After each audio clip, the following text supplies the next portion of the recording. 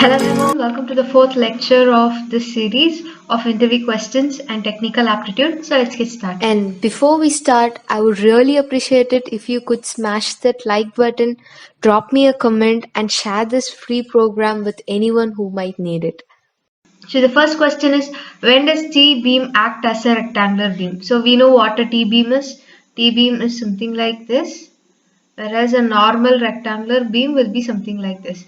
So we have something called neutral axis. The answer to the question is, if my neutral axis is lying within my flange. So this is what we call as flange, and the vertical part is called as web.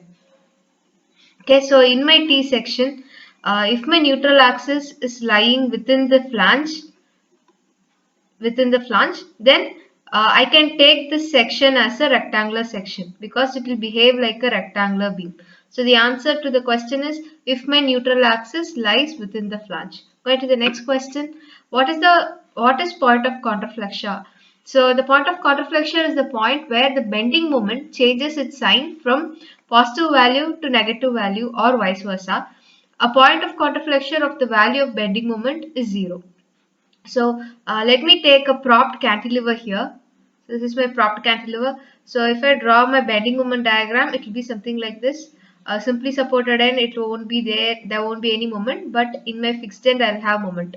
So my bending moment diagram, says this point is called as point of contraflexure because you can see the bending moment changes its sign.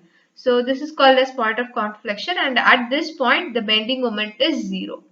Going to the next question, what is the minimum reinforcement in column? So as per IS 456, it is 0.8 percentage of gross cross-sectional area. So let us look at the maximum reinforcement also. So in the previous video, we saw about the maximum and minimum reinforcement in beams.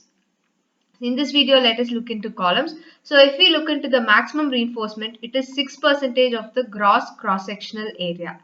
So you can see it in IS 456, the cross-sectional area of longitudinal reinforcement shall not be less than 0.8% of gross cross-sectional area and not more than 6% of gross cross-sectional area. So going to the next question, what is a lap length and development length? Giving you the definition, lap length is the minimum length that should be provided if the two bars are joined together such that forces can be transferred safely. And coming to development length, the length of the member required to develop full bond is called as anchorage length. This bond is measured by bond stress. So development length is also called as anchorage length. So coming to this first definition. So we know that the reinforcement bars, they come in certain lengths. So when you're going for tall buildings or high-rise buildings, then there will arise at a situation, for example, if my column is very tall, then there will arise a situation where I have to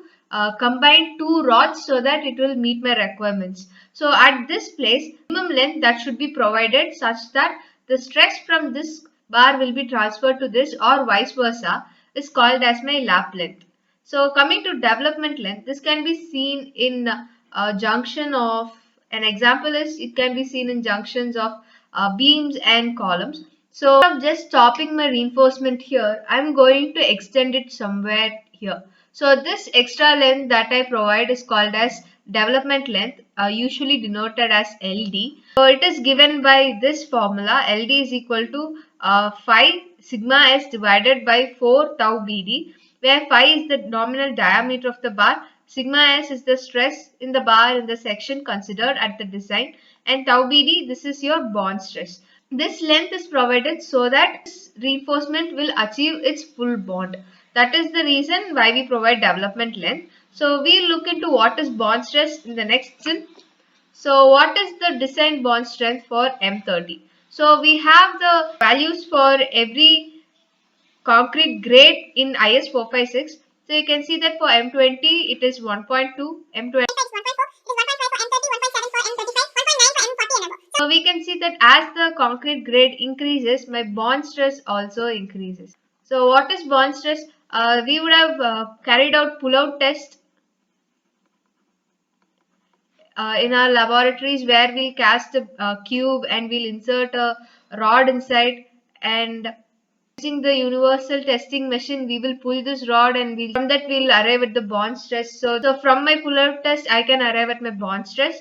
So go to the next question. The total area of side face reinforcement along two faces of the beam should not be what? First, let us look into what is side face reinforcement. So if I take my beam here, normally for normal beams in normal houses, it will be something like this, just 4 bars. But there are something called deep beams, right? Deep beams means the length is going to be, the depth is going to be very large, say 750 meters, right? So now what happens is we will provide the normal bars that we provide at top and bottom, they are not sufficient to take care of torsion.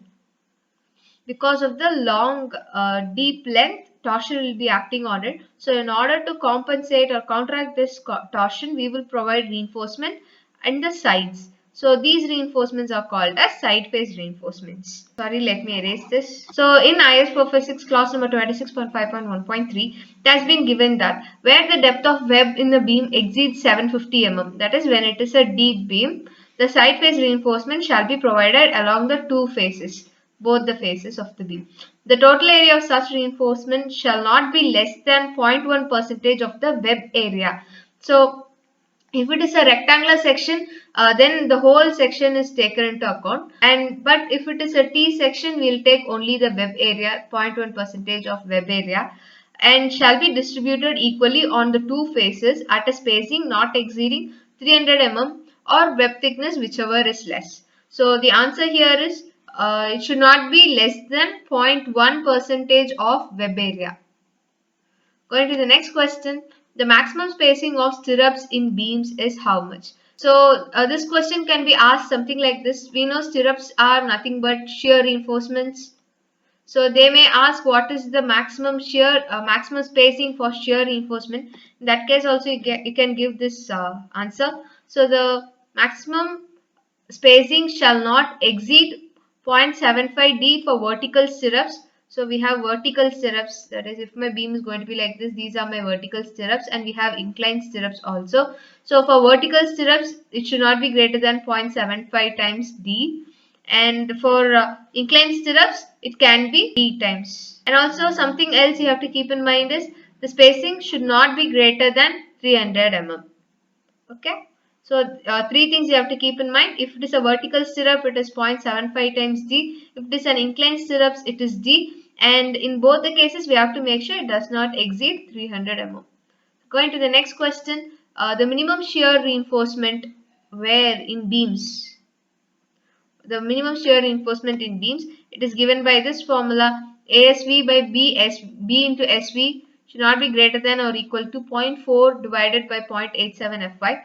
Where ASV is the total cross-sectional area of stirrup length affected in shear, B is the width and SV is the stirrup spacing along the length of the member, and Fy we know is the elastic strength of the stirrup. This is mostly just formulas. Going to the next question, the maximum diameter of the rod used in slab is what? So the answer is the diameter of the bar shall not exceed 1/8 of the total thickness of the slab.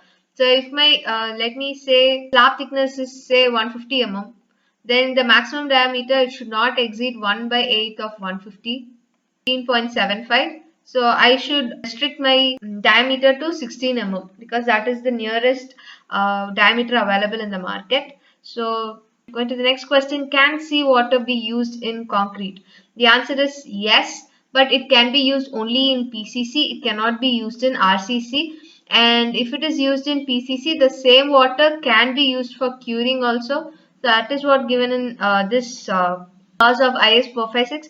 It is not recommended, but in unavoidable circumstances, seawater can be used, but it can be used only for plain cement concrete, and no embedded steel should be present. That is, it should not be used for RCC. So this is what is given in IS 456. So with this we come to the end of the video. We have seen 10 questions today. I hope you found this useful. If you did, please do give it a like and please do comment below. It will motivate me a lot. Thank you so much for watching guys. I'll see you in the next video. Bye bye.